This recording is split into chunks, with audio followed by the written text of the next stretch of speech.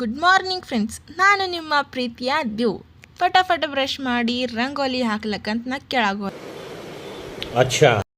ಕೆಳಗೆ ಬಂದು ಥೋಡೆ ಕಸ ಇತ್ತು, ಕಸ ಎಲ್ಲ ಉಳ್ಕೊಂಡೆ. ಹೆಂಗೆ ಉಡ್ಕೊಲತ್ತೆ ಹಂಗೆ ಗಾಳಿ ಹೊಂಟೆ. ಅದ್ಸ್ಲಾಕ ಒಂದು ಚಾಡು ಹಚ್ಚಿ ಹೊಡೆದೆ. ಆಮೇಲೆ ರಂಗೋಲಿ ಹಾಕ್ಲಕ್ಕೆ ಫಟಾಫಟ್ ನೀರು ಹಾಕ್ದೆ. ನೀರು ಹಾಕಿ ಫಟಾಫಟ್ ರಂಗೋಲಿ ಹೊಸ್ಕೊಂಡೆ. ಈ ಥರ ಶಂಡದೊಂದು ರಂಗೋಲಿ ಹಾಕಿ ಮ್ಯಾಲೆ ಬಂದೆ.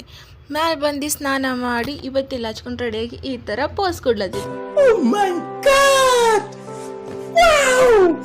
ಅಷ್ಟ್ರಾಗೆ ಅಕ್ಕ ಮಾಮ ಕೆಲ್ಸಕ್ಕೆ ಹೋದವ್ರು ಬಾಯ್ ಮಾಡಿ ಒಳಗೆ ಬಂದೆ. ಅವ್ವ ಚಹಾ ಮಾಡಿದಳು, ನಾನು ಅವ್ವಕ್ಕೊಂದು ಚಹಾ ಕೊಂಡೆವು.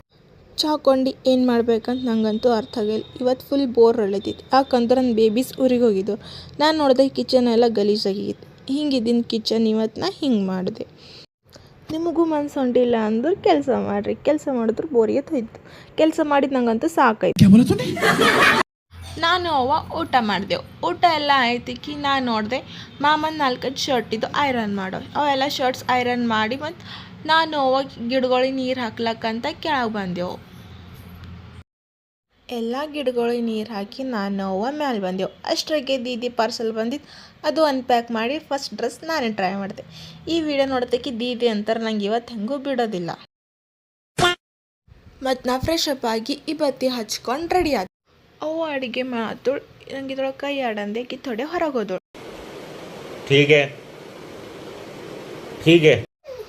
ಅವ್ವ ಇಲ್ಲಿ ಬಿಸಿ ಬಿಸಿ ರೊಟ್ಟಿ ಮಾತುಳು, ನಾ ಊಟ ಮಾಡಿದೆ. ನಂದು ಊಟ ಎಲ್ಲ ಮುಗ್ದಿತ್ತು. ಮಮ್ಮಿ ಕಾಲ್ ಮಾಡಿದಳು, ನಾವು ಹೊಂಟಿದ್ದೆವು ಅಂತ. ಯಾವಾಗಿಂದ ಹಿಡ್ದು ವೇಟ್ ಮಾಡ್ತೀವಿ ಯಾವಾಗ ಬರ್ತಾರೋ ಅಂತ. ಅವರೆಲ್ಲರೂ ಇನ್ನೂ ಬಂದೇ ಇಲ್ಲ. ಫೈನಲಿ ಅವರೆಲ್ಲರೂ ಬಂದವರು. ಇಷ್ಟು ವೇಟ್ ಮಾಡೋಕ್ಕಾಗಿ ನಾನು ನೋಡಿದೆ ನನ್ನ ಬೇಬೀಸ್ ಎಲ್ಲರೂ ಮುಕ್ಕೊಂಡಿದ್ದವ್ರು.